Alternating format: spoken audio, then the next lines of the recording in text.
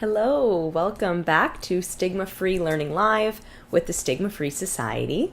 My name is Samara Liberman, and I'm so excited that you've chosen to spend your time with me today for this 20-minute, half an hour little snippet of information that you get as an educator or somebody is looking to learn more about mental health or mental wellness or stigma. My apologies if you hear noise in the background. I have a fan blowing directly on me. We are experiencing a major heat wave in Toronto right now, so I am trying not to melt in my apartment. So again, apologies if there is a white noise happening in the background. There is a fan blowing directly on me so that I do not melt. Thank you so much for being here. As I said, I'm really excited to talk about the lesson that I have to share with you today.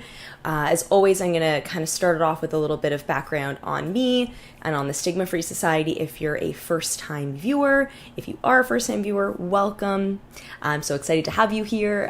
We always love having new viewership on these live events. And with this one in particular, I'm very proud of it. I'm really excited to share this stuff with you. So it's great to get viewership and to get people watching. So if you are new or you're not new or you just want to say hi, please leave me a comment in the comment section of this video, whether you're watching it on Facebook or on YouTube. The comment section is always open for you to say hi, for you to share comments, share some feedback, anything you want. Just, it's always great to have that engagement. So, chat with me down there and I'll be answering questions throughout and engaging with you if you would like to talk to me. So without further ado, some background on me and on Stigma-Free Society. So SFS is it's an over a decade old Canadian registered charity now that reduces stigma of all kinds, and we focus primarily on mental health. And the way that we work at reducing stigma is primarily through education and through preventative education, which is where the Student Mental Health Toolkit comes in. These lesson plans and downloadable resources that I share with you on this live event come in. So if you would like to learn a bit more about these things, or you're an educator or a school counselor, a parent, guardian, caregiver, or just somebody who works with youth and you kind of want to learn a little bit more about ways that you can support their mental health and your own mental health, please check out the Student Mental Health Toolkit. Yeah, it's found very simply at studentmentalhealthtoolkit.com. So if you want to join along with me today on the lesson, you can find it there, and I'll give you a little bit more information about where to find that in a few seconds. But just so that you guys are meeting me, introducing myself to you maybe for the first time, my name is Samara. The gender pronouns that I use are she and her. I am the programs manager at Stigma-Free Society. I also am the creator of all the lesson plans that you see on the toolkit. I have a background in teaching, so I have a master's in teaching.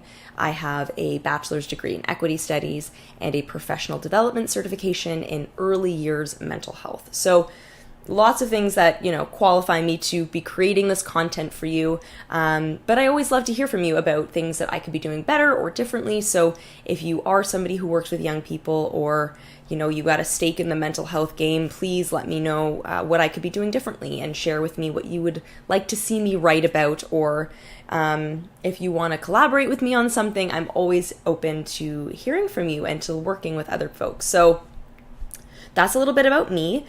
So before we get into the content for today, I just want to share with you that we have a very exciting new content release on the Student Mental Health Toolkit. This project is a little bit my baby, so I'm really excited to share that we have a new section of the Stigma-Free Glossary. So if you look at the Student Mental Health Toolkit, either the teens or youth main homepage, if you scroll down to the bottom, we have all these different blocks that take you to different sections, and this section is called the Stigma-Free Glossary. So a little bit about what that is. It's intended to be a teaching tool for you to use in classrooms or just for your own learning about, different communities, and we are working with some incredible people to create the content for this section. So people from their own community can self-identify, can come up with these terms and definitions that best define different aspects of their community and different members of their community. And, we created the first section for the mental health and mental illness section, as that is kind of the bread and butter of our organization. But we've had the pleasure of working with two incredible collaborators on this new section. So for our diversibility, disability, and inclusion section, we worked with the amazing team at the Learning Disability Society. Jen was our kind of spearheaded this for us, so thank you so much, Jen. And then also the folks from the Dear Everybody campaign, which is in association with the Holland Bloorview Kids Rehabilitation Hospital here in Toronto. So lots of incredible content there for you to learn about people from the diversely abled or disabled community, some language that you can bring into your classrooms if you want to share a little bit more about these topics. So excited to share that new content release with you. It's up on the toolkit now. It's been up for a little while, so please go check it out.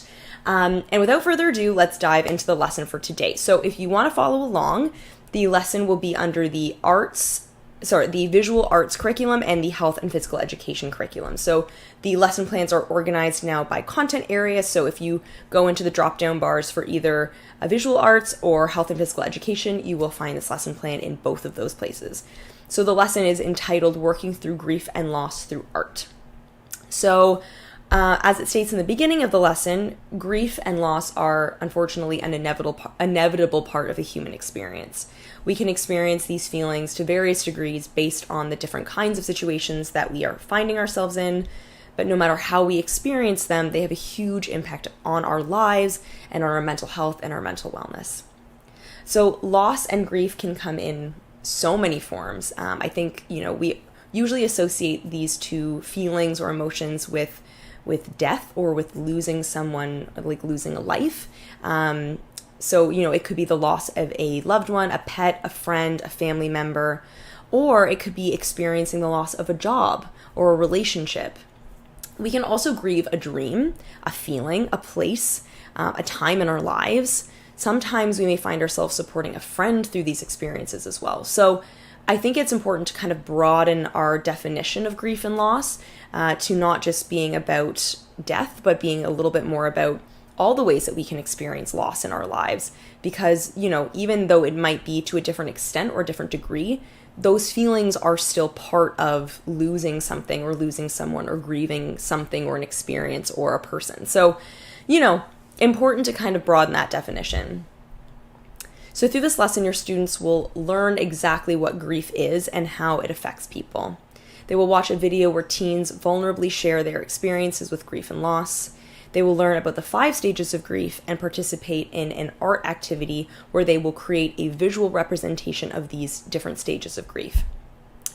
So the lesson closure explores how grief and loss can impact our mental health, and it provides students with some further learning and support if they are themselves experiencing grief or loss or supporting someone who might be going through that.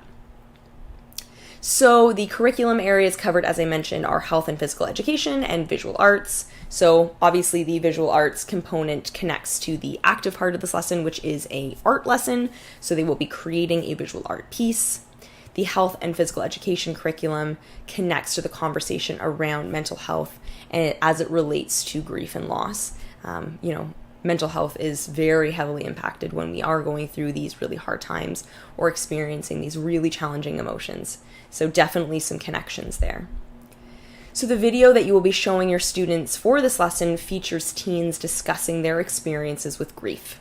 The teens in the video are vulnerable and brave as they share their stories of what they've been through or they're currently going through. So before showing the video to your students, you might want to provide a trigger warning for experiences of loss of a close family member, such as a parent. If a student in your class has gone through this kind of grief or is currently experiencing this kind of grief, they may find this video difficult to watch. So always important with these lessons to provide a bit of context and a bit of a you could call it a trigger warning, or you could just say giving them a little bit of background on what they're going to be talking about or learning about so that they can choose to be involved if they want or not, if it's something that they might be triggered by or have a deep emotional reaction to. So the guiding questions after you show the video include: what did you learn about grief and loss through this video? How did the teens in the video work through their grief? What ways were they supported by their community while they were grieving? And how did this video make you feel?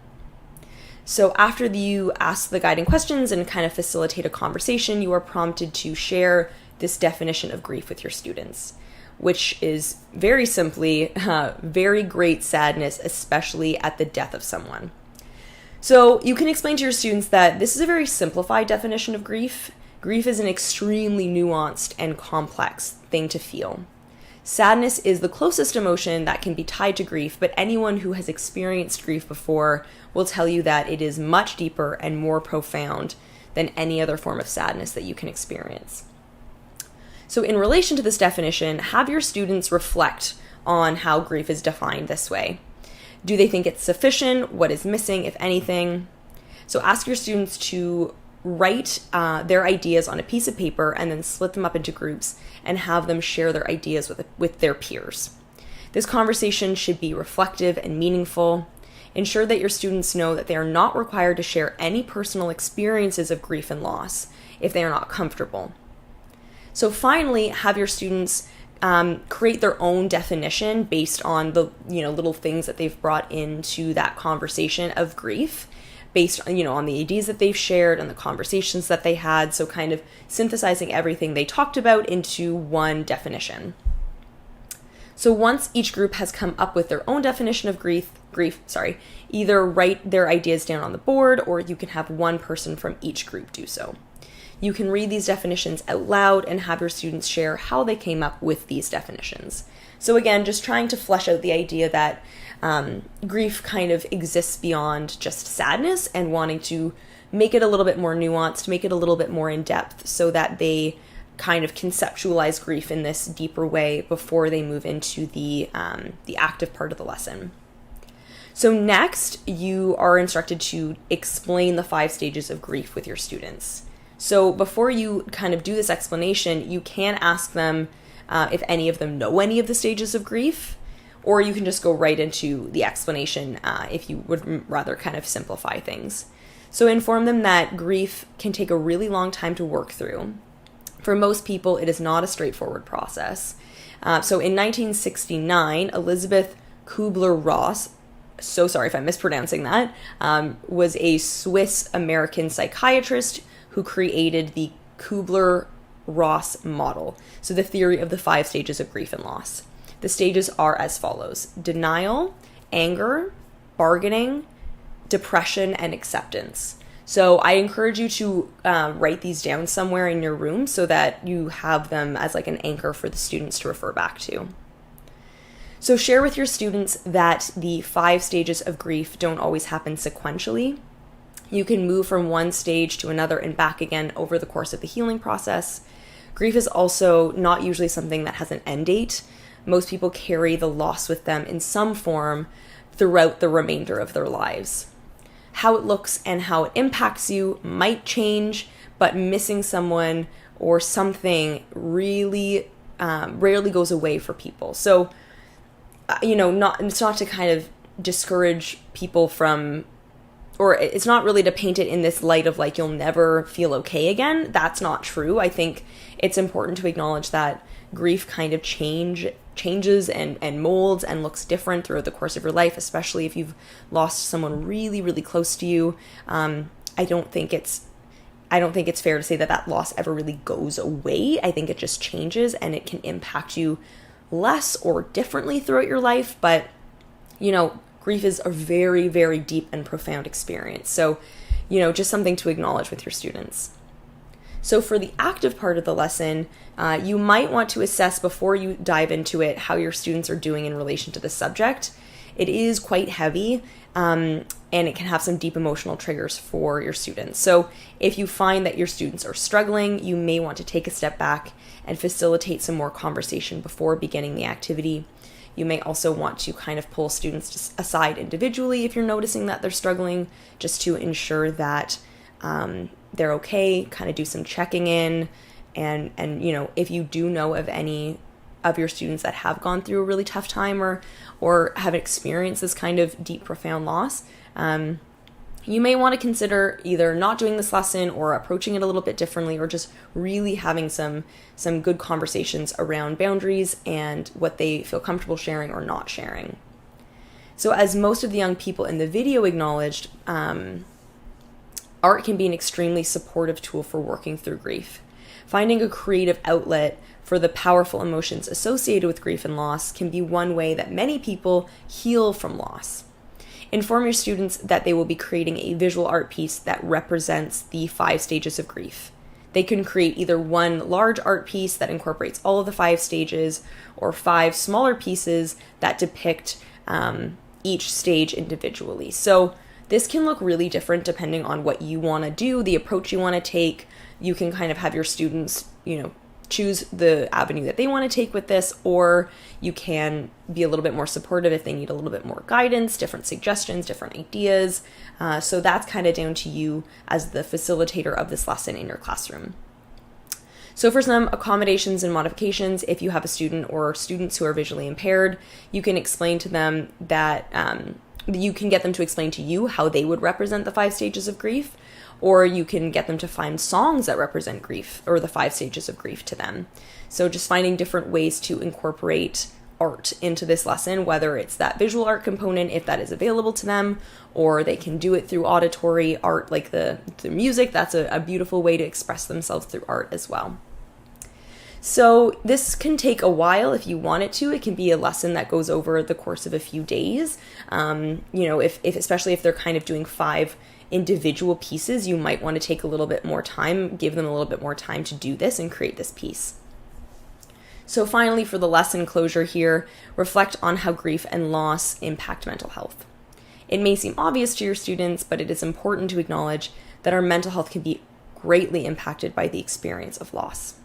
Grief is a powerful emotional response that can overwhelm us and send our mental health into a very dark place. However, as it is depicted in the video, there are ways to work through your grief and your loss. It is important to know that you are not alone when you are experiencing these feelings. Reaching out to help from others can help you do so much good processing of the emotions associated with the experiences of grief and loss. So at the very bottom of the lesson, you will find links to different crisis-based services that you can direct your students' attention to if they are going through a really hard time.